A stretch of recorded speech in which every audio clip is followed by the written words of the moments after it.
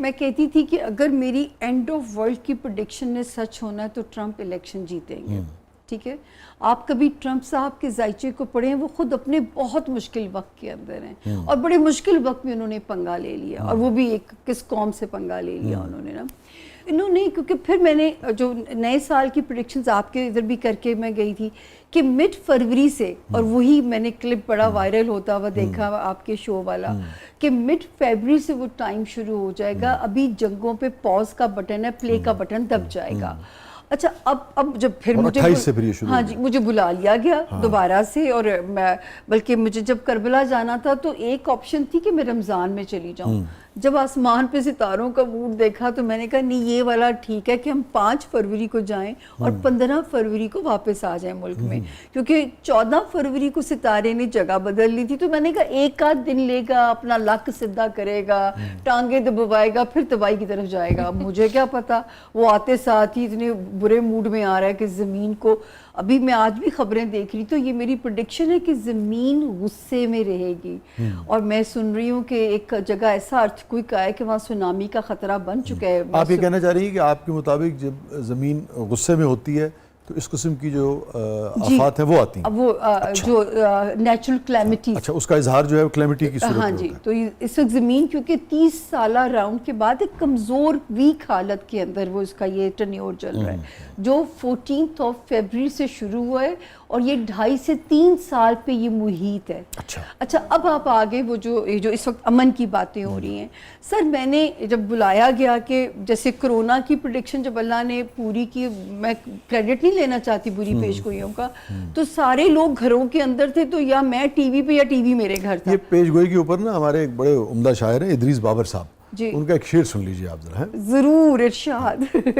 इस ज़मीं पर अजनबी होने का गम, इस ज़मीं पर अजनबी होने का गम, फिर वही हम, फिर वही होने का गम।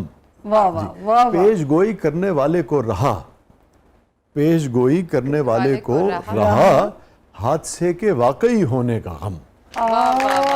सुभान अल्लाह। अब ये तो सर लिख के देना पड़ेगा पर्ची पे, ताकि मैं बजाय ये कहानी सुनाने के मैं ये शेर सुना दिया करूं। पेश गोई करने वाले को रहा, हादसे के वाकई होने का गम, हादसे के वाकई होने का गम, वाकई होने का गम। सच्ची बात है। आप पेशगोई करते हैं तो इस नियत से कोई भी शख्स, मेरा तो आपको पता है इसके बारे में, अच्छा हमारा जो एक वो है ना बड़ा इंटरेस्टिंग वो है कि 20 साल से लाज़िम बात है मुख्तलिफ शोज़ में हमने इकट्ठे भी बहुत काम किया।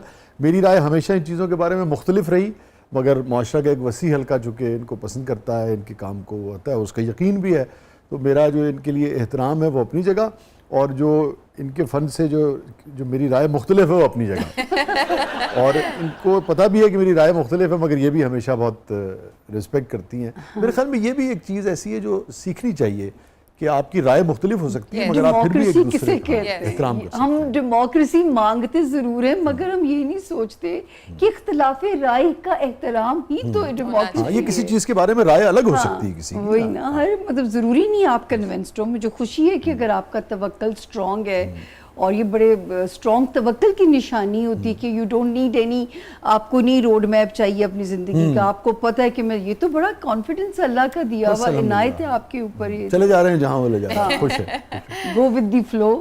मगर मैं समझ सकता हूँ कि जब कोई भी आदमी इस फन का माहिर, आप समेत और ख़ास तौर पे आप, जब कोई पेशगोई करता है तो इस नियत से थोड़ी करता है कि ये हो जाए।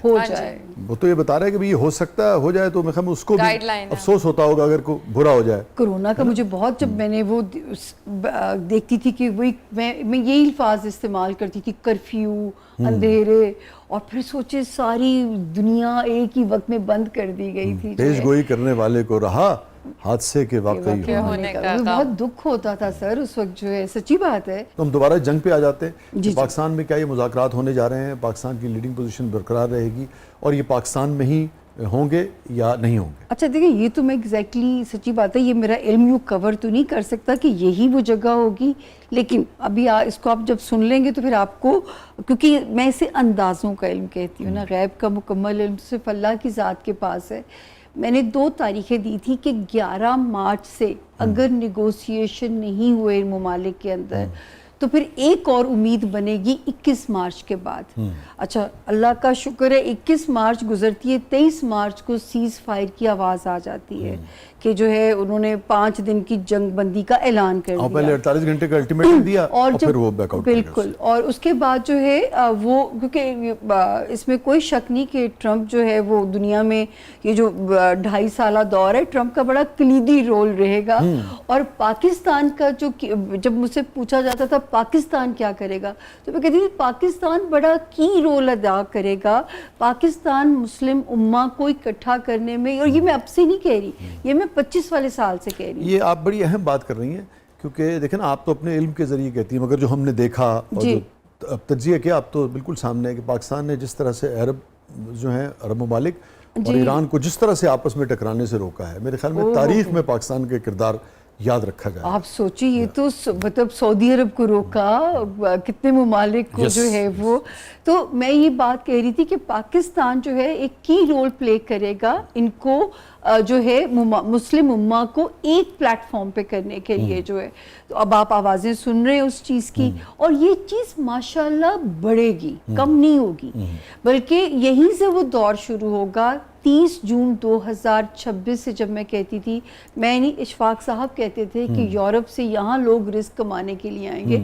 वजह क्या होगी कि अब लोगों को, ये पहले ही मैं कहती थी, ये खित्ता सेफ हो जाएगा, लाडला हो जाएगा, सुपर पावर्स की मजबूरी बन जाएगा ये इस खित्ते का सर्वाइवल। तो उसके नतीजे में सरमाया भी आएगा, वसी शाह साहब, सरमायाकारी भी आएगी, तो रोजगार भी बढ़ेगा।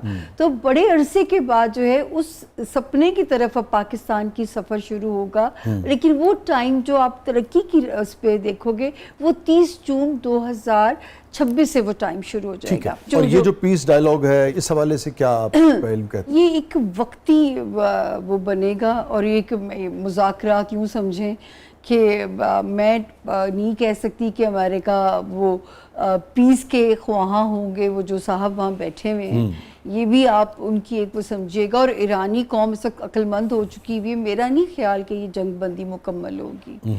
ये सिर्फ एक पॉज पे कुछ चीज़ें कुछ दिन के लिए जा सकती हैं, और ये ज़्यादा मई का महीना एक उससे ज़्यादा बड़ा खड़ाक होके आ सकता है। आप ये कहना चाह रही हैं कि मुज़ाकरात होंगे पाकिस्तान में? होंगे, पाकिस्तान का तो बहुत इंपॉर्टेंट रोल होता है होंगे पाकिस्तान में। ये देखिए, पाकिस्तान का सितारा तो बहुत अच्छा हो गया 21 मार्च से। पाकिस्तान अपने सेफ जोन में आ चुका है 21 मार्च से। तभी 21 मार्च के बाद ही एक नाम हमारा फिर से दुनिया में आना शुरू हुआ। तो मुझे इसके इम्कानात तो बहुत नज़र आते हैं कि कलीदी रोल इस मुल्क का ही, हमारे मुल्क का ही डंका बचेगा। लेकिन यहाँ होंगे, ये नहीं होंगे, ये मैं नहीं कह सकती कि। ठीक है। और इसके नताइज आप ये कह रही हैं कि वो बहुत अच्छे आपको देर पानी है सर, देर पानी, ये एक वक्ती और आर्जी होगा। कितना वक्ती और आर्जी आप सर? मैं खतरनाक लग रहा है बस। अच्छा, कि हाँ, मैं ख़तरनाक लग रहा है, उससे ज़्यादा फिर अगर जो है, क्योंकि अब ज़मीन से सुकून वाला जो है ना कि ज़मीन पे पीस रह जाए, वो अब नहीं रहना। और फिर दुनिया को अल्लाह पाक ने, मुझे तो ये वही टाइम लगता है जिसके बारे में मैं कहती थी, पता नहीं अल्लाह मियाँ को कितनी जल्दी है, मुझे नहीं पता, अल्लाह पाक को दुनिया को समेटने की, सुकेड़ने की। वक्त ये वही है जिसमें हम दाखिल हो चुके हैं, टाइम ये वही है सर। तो ये कहूँ कि ये जंगबंदी होगी, ये नहीं हो सकता। तो ये जो आप कह रही हैं कि जंगबंदी है और ये आर्जी होगी, और आपको ये लगता है, आपका इल्म ये कहता है कि मई में ज़्यादा एस्केलेशन जो है वो होगी ना, तो आप इसके नतीजे के तौर पे, अल्लाह ना करे मगर कोई न्यूक्लियर ऑप्शन देखती हैं कहीं से इस्तेमाल होने का खदशा? क्योंकि उसकी बातें तो शुरू हो गई थी। इम्कानात।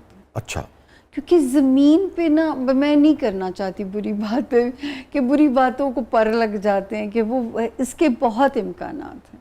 अच्छा, डिस्ट्रक्शन। कितने % खदशात आपको लगते हैं? आप बस यूँ समझें कि हम कह सकते हैं कि अल्लाह ही को तरस आए तो आए। अच्छा। मैं पहले भी ये कहती थी कि मैं डेट देती थी कि अगर 21 मार्च के बाद भी नहीं होते मुज़ाकरात, तो फिर मेरे पास देने को डेट नहीं है ना।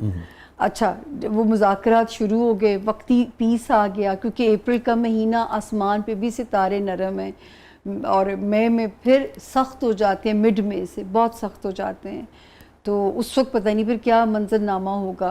तो आप ये कह रही हैं कि अगर खुदा न खास्ता न्यूक्लियर ऑप्शन इस्तेमाल हो जाता है जी और अमेरिका और इसराइल जो हैं वो इस खत्ते में बम गिरा देते हैं, ये आप कह रही हैं, जी जी, तो फिर 26 जून के बाद अगर इस खत्ते में ये हो जाता है तो फिर पाकिस्तान के लिए उसमें से खुशखबरी कैसे बरामद होगी? देखिए मैं खुद गर्ज नहीं होना चाहती, अब हर खत्ते पे तो अल्लाह ने इम्तिहान नहीं लेना।